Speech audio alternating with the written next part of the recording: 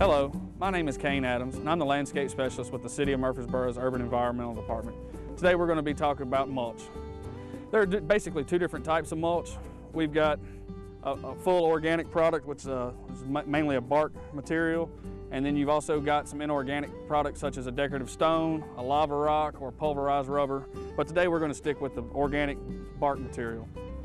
What we have here is a 100% bark product. This is by far the best you can put around your trees and shrubs. You don't want any heartwood with your mulch, you want all bark. The main reason we want to stick with an organic bark material is the moisture retention. It holds moisture a lot better than any of your other mulches. It limits the damage from string trimmers and mowers. It also suppresses your weeds. A bark material like this will also over time relieve the compaction in your soil. Another good advantage of bark mulch is it breaks down over time, it amends the soil, and gives essential nutrients to your plants and trees. The best way to mulch is to generally use about a 2 to 4 inch layer. When you install your plants the first time, you're of course going to use a little bit more, like 4 inches, 3 or 4 inches, but every year to replenish, you're looking at 1 to 2 inches.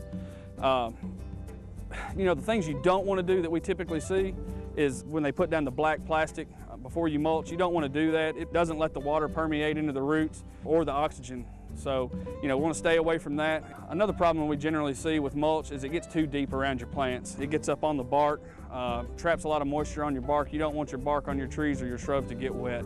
Typically, when we see mulch piled up against the trunk of a tree, we call that a mulch volcano.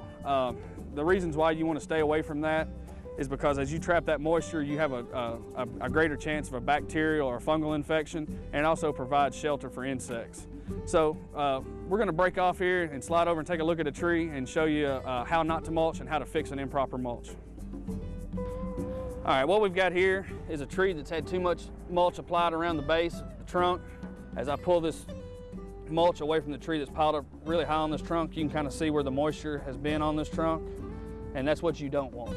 You don't want moisture trapped on that trunk right there.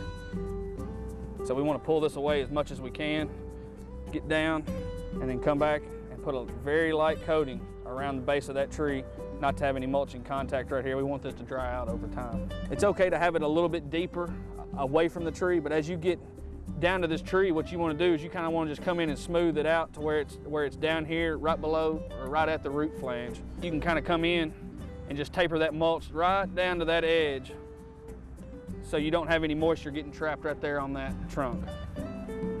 Please be sure to properly mulch your newly installed trees and shrubs. They will help them get established and protect your investment for the long term.